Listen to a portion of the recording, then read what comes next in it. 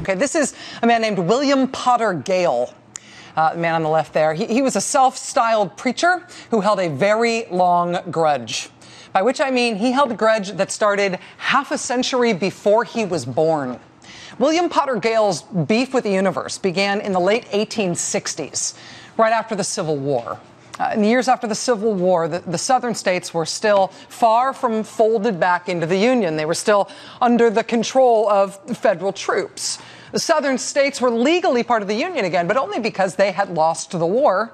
And so they were also kind of occupied territories, and they hated it. And after years of the Reconstruction Era of the southern state capitals being occupied by federal troops after the Civil War, white Southern lawmakers used a series of political machinations that would make a senator blush to wrangle through Congress at the time a law to basically get those federal troops, those hated Yankee Union troops, out of the South. Quote, "From and after the passage of this act, it shall not be lawful to employ any part of the Army of the United States as a Posse Comitatus." That last part is Latin. Posse Comitatus means power of the county. And throughout history, going back to England, it refers to the county government, specifically the county sheriff, as the supreme law of the land. Our Posse Comitatus Act in 1878 said federal forces could no longer essentially supplant local authorities in the South. They could no longer supplant local authorities in handling law enforcement and the protection of the population. And that act came out of a very specific time for a very specific purpose. That act said, Union troops, get out of the South. Our counties are going to take it from here.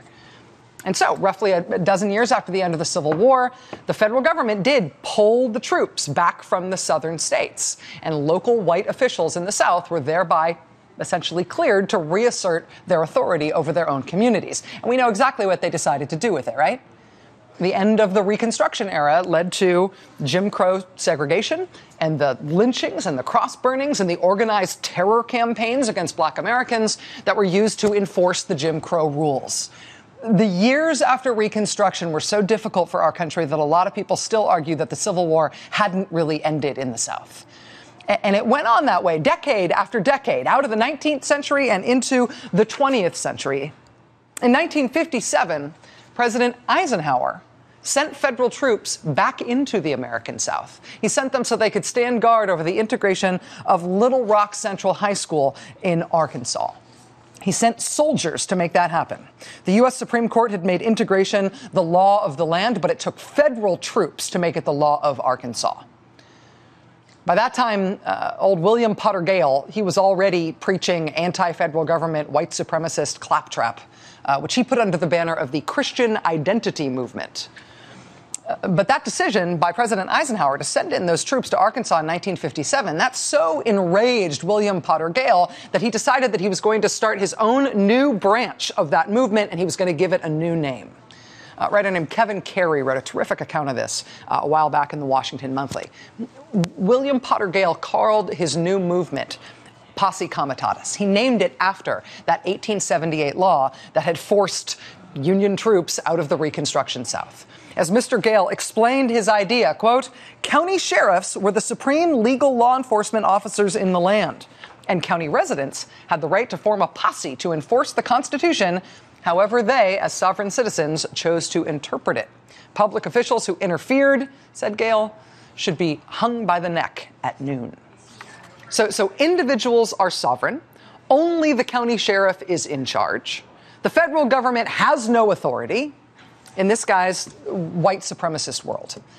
And yes, his operating theory sounds crazy and fringe, and it was crazy and fringe. But if that was your particular flavor of extremism in, say, the early 1970s, and you didn't think the anti-civil rights, anti-fluoride John Birch Society was extreme enough for you, then you could join William Potter Gale and his radical Posse Comitatus. All through the 1970s, Mr. Gale worked the Farm Belt states specifically, planning chapters and clusters in places like Kansas and Texas. His Texas chapter was founded by this guy, who's named Gordon Call.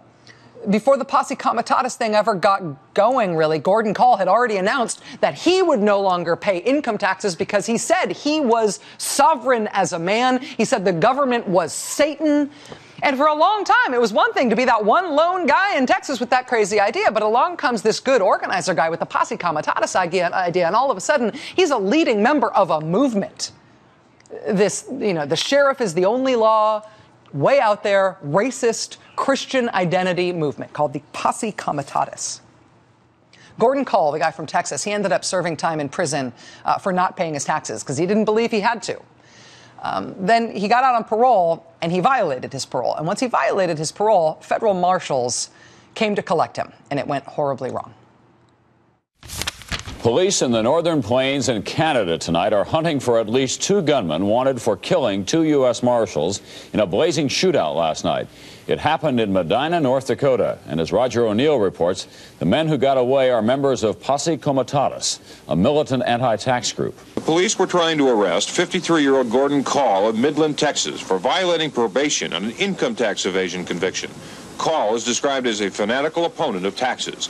He was formerly a farmer in North Dakota and was attending an anti-tax meeting of farmers at this clinic in Medina. Call, a member of the radical anti-tax group Posse Comitatus, is known to be armed and dangerous. Authorities say in the past, Call has said he would not be taken alive. Gordon Call ended up escaping to Arkansas, and he was killed in a shootout in Arkansas. That was 1983. A little less than a decade later, in 1992, it was a white supremacist in Ruby Ridge, Idaho. He'd sold some sawed-off shotguns to somebody who turned out to be an undercover ATF agent. He ended up going to jail, getting released on bail, not turning up for his trial when federal marshals turned up at his place to say, hey, you got to turn up for your trial. He ended up in a shootout with those federal marshals. His wife and his teenage son and a marshal were all killed. That was Ruby Ridge. Randy Weaver was a member of the Aryan Nations. He'd also bounced around this world of tax protesters and people who considered themselves to be sovereign citizens, direct inheritors of this idea that you are a nation unto yourself, you are sovereign, and no one can tell you what to do except for maybe the sheriff. Today, the people who call themselves sovereign citizens are definitely still around. Their numbers are increasing, according to the people who track these things.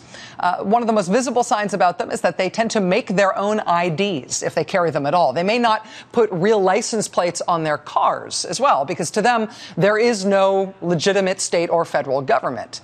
And it's silly stuff in a way, but over time, these self-proclaimed sovereign citizens have become pretty violent and therefore pretty scary. In 1993, a farmer named James Nichols contested a speeding ticket in Michigan by claiming that he was a sovereign citizen and thus could not be prosecuted. His brother tried to pull the same thing by paying a debt on a bank that was an institution that he made up and did not exist. His brother was Terry Nichols. Timothy McVeigh and Terry Nichols both consider themselves to be sovereign citizens. They ended up blowing up the Alfred P. Murrah Federal Building in Oklahoma City in 1995, killing more than 150 people. When Timothy McVeigh got pulled over after the Oklahoma City bombing, it was because he was driving a car without license plates, because sovereign citizens don't believe in license plates. Over the years, the members of these groups, spawned by the Posse Comitatus movement, they've tried to separate themselves sometimes from the overt racism and white supremacy that launched their movement in the first place. But after a lot of new attention to these groups, after the bombing in Oklahoma City, NBC's Nightly News did a segment where they sent a hidden camera into a Missoula gun show. And the reporter for that segment, Fred Francis, he found all those old threads still knotted together. In many cases, the hate groups of the past have reconstituted themselves into these militias. In isolated regions like this, it's easy to find people who worry about losing their weapons. But once involved, many find there is an ideology driving the militia craze: white supremacy, with the Christian identity movement deep in the background. Nearby, a branch of his militia was selling guerrilla manuals along with blatantly anti-black, anti-Semitic literature. This comic book, aimed at school kids, features the hero White Will and contains graphic images of whites beating blacks. And this book, America, Free, White, and Christian, saying that the United States was created as a white and Christian nation, that freedom of religion basically pertained only to Christians. And with these weapons confiscated from Michigan militiamen last year was this religious tract, warning Revelation is about to be fulfilled. It forecasts death for anyone who's not a Christian true believer. That report from NBC was in 1995, a quarter century after the pseudo-minister with the grudge launched this whole idea of the white Christian birthright, Christian identity, the white Christian birthright in a world in which there is no real federal American government, and the county sheriff is the only law of the land that a sovereign citizen man should acknowledge. Today, you can still find him, William Potter Gale. You can still find him in places like this, memorialized by the Aryan nations online. But you can also find echoes of his ideas in places like this, the Oath Keepers, Guardians of the Republic, and the 10 orders that they will not obey. Also, these folks, the Constitutional Sheriffs and Peace Officers Association, led by Sheriff Richard Mack, foremost purveyor of the Sheriffs in Charge rule today, sponsored by what I'm sure is some very nice freeze-dried apocalyptic food. Sheriff Mack was the one who made headlines in the middle of the Cliven Bundy Fox News-hyped Nevada ranch standoff recently when he said that he and the militia members flocking to Nevada to fight the federal government alongside that rancher, they might try to use their wives and daughters as human shields once the shooting started. We were actually strategizing to put all the women up at the front. If they're going to start shooting, it's going to be women that are going to be televised all across the world getting shot by these rogue federal officers. You see what it says on his hat there? See? CSPOA. That's his group, the Constitutional Sheriffs and Peace Officers Association. You go to their website, it tells you about power-hungry government officials backed by people with hidden agendas have convinced us to sacrifice our freedoms bit by bit. And with every change, they gain a little more power, a little more control. But what does this have to do with us, the Constitutional Sheriffs and Peace Officers Association? Well, this. The county sheriff, he says, is the line in the sand. The county sheriff is the one who can say to the feds, beyond these bounds you shall not pass. This is not only within the scope of the sheriff's authority, it is the sheriff's sworn duty. They explain we already have hundreds of police, sheriffs, and other officials who have expressed a desire to be part of this holy cause of liberty. We're going to train and vet them all state by state. Then these local governments will issue our new declaration to the federal government regarding the abuses that we will no longer tolerate or accept. Said declaration will be enforced by our constitutional sheriffs and peace officers. In short, the CSPOA will be an army to set our nation free.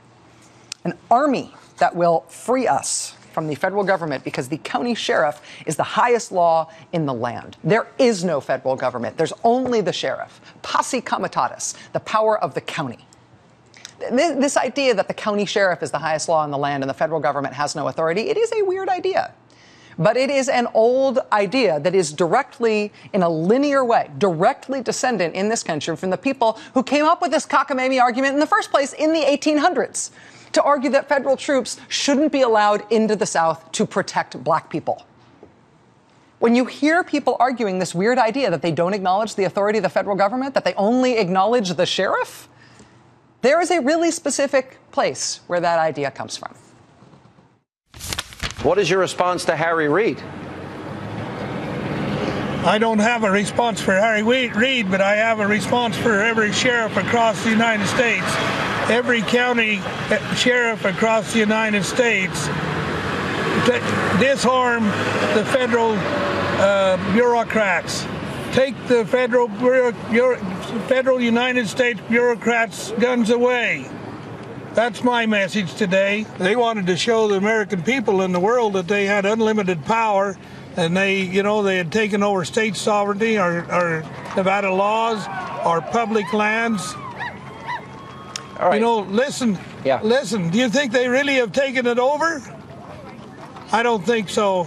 They might have took over our Clark County Sheriff, but they never took over we the people, the sovereign people of this nation. We're standing, and we're gonna stand until we take the guns away from those bureaucracies. What would happen if they came in the early morning hours one day to your ranch? Well, first I got to say, Harry, get your army out of Nevada. Get your army away from my ranch and off Clark County public land, and keep it out. And if they come, we'll deal with them tonight. If that's what we got to do, we'll just deal with you. Just when you got guts enough to do it, come on. Well, he also said, Richard Mack, I don't think it would be possible to launch a raid without violence. If they came to arrest you, would you surrender? I went to the proper authorities. Meaning? And I don't believe, there would have to be Clark County Sheriff. If he come to arrest me, I would definitely let him arrest me.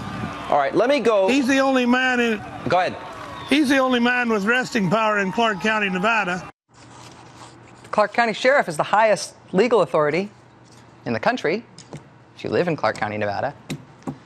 Fox News Channel, the conservative media broadly, I don't think there's any reason to believe that they have spent all this time hyping and glorifying and romanticizing this rancher in Nevada because he is a Posse Comitatus guy, because he adheres to this long-standing, bizarre, conspiratorial American fringe belief that the sheriff is the highest legal authority in the country and the federal government doesn't exist. I don't think Fox News has been celebrating him for weeks now, specifically because of that.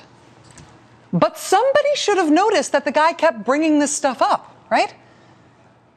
I don't recognize the United States government as even existing. Even in the really far right-wing reaches that have become normal Republican and conservative politics in our country in the last few years, it is not a typical thing to hear somebody say, not that they don't like the federal government or that they wish the federal government was smaller, but that they don't believe the federal government exists. That's weird, right? I mean, when you're talking with somebody about the actions of this purported federal government and they respond that they don't think it exists, that they recognize no legal authority other than their county sheriff, that is a weird enough assertion that it should prick up your ears, right? It should make you Google or something, shouldn't it? There would have to be Clark County Sheriff. If he come to arrest me, I would definitely let him arrest me. All right, let me go. He's the only man in... Go ahead. He's the only man with arresting power in Clark County, Nevada. Okay, let's move on. That was one of more than half a dozen appearances that this sovereign citizen Nevada sheriff has made on the Fox News channel in the past couple of weeks. They keep booking him over and over and over and over and over again, doing segment after segment all day long and all over their primetime lineup, lionizing this guy, taking on his fight against the federal government as if it is their own, celebrating when all the media coverage that they themselves gave him caused enough men with guns to turn up and point their guns at federal officials, that the federal officials left the scene without enforcing the legal federal court order that they had to enforce. And all the time, they kept booking him and putting him on TV and putting him on talk radio. All the time, they kept interviewing him. He kept insisting, bringing up on his own terms. He kept insisting on how the federal government doesn't really exist. He doesn't recognize the authority of the federal government. He doesn't open mail from the federal government. He doesn't think the United States government is a thing, and he keeps advancing this bizarre theory that only county sheriffs have authority in America. And the conservative media booking him and the Republican politicians siding with him, they all just ignore the fact that he is spouting weird, sovereign citizen, Posse Comitatus conspiracy theory nonsense every time they give him a microphone. And it's nonsense of a very specific origin. It's nonsense that derives from the theory that the 14th Amendment destroyed the last real American government and federal authority shouldn't be allowed into the South to protect black people from racist whites. And that fringe and very specific American sickness has been preserved and handed down in the centuries since they invented it in Reconstruction. It has been preserved and handed down in the centuries since by white supremacists, to the point where you can buy sovereign citizens, I don't recognize the federal government, fake legal papers to try to use in court. You can buy those fake legal papers out of the back pages of Aryan Brotherhood newsletters that circulate in the prison system. Whoever was asleep at the switch at the Fox News channel and in the offices of Senator Rand Paul and Senator Dean Heller and all of these other people who embraced this Nevada guy and who never noticed all the omnipotent sheriff stuff he kept saying. And so they were shocked when he came to this. For the people who were asleep at the switch, why were you? Why didn't you see this coming? I want to tell you one more thing I know about the Negro. They didn't have nothing to do. They didn't have nothing for their kids to do. They didn't have nothing for their young girls to do. And because they were basically on government subsidy, and so now what do? They abort their young children. They put their young men in jail because they never learned how to pick cotton. And I've often wondered, are they better off as slaves picking cotton, having family life and doing things, or are they better off under government subsidy? That was said on Saturday. The remarks were first reported last night by the New York Times. The rancher first asked that the Times retract its story, but then Media Matters got its hand on the tape of him actually saying it. Turns out the Times quote was spot on. Today, the rancher reiterated his remarks in a couple more radio shows, explaining the same thing about how blacks were better off in slavery, or at least we ought to ask about it. Back again tonight at his ranch. He said it again with a lot of press there. And the conservative media and the Republican politicians who have glorified him and tried to turn him into a national hero, today they say they are shocked that it turns out he thinks African Americans should be picking cotton as slaves because that would at least be good for them. And let us all pray that it is out of ignorance that the National Review comparing him to Gandhi, and the right-wing activists comparing him to Rosa Parks, and the Fox News Channel booking him and his family and over and over and over and over and over again as heroes, and the Republican senator calling his armed supporters pointing guns at federal law enforcement officers patriots. Let us pray that that was happening under a veil of ignorance. Let us pray that they had no idea that there is a long-standing, fairly violent right-wing movement in this country that is born in the defense of slavery and that causes people to say weird stuff about sheriffs being the supreme authority and the federal government not existing. Let us pray that the right and these Republican senators made a hero out of this guy in bloody ignorance of where he was really coming from. But it is a choice as to whether or not you do your homework before you try to mainstream a guy like this. The turn today to, let me tell you another thing I know about the Negro, that was telegraphed way, way, way in advance here. Anybody who chose not to see it coming now has this mess all over themselves.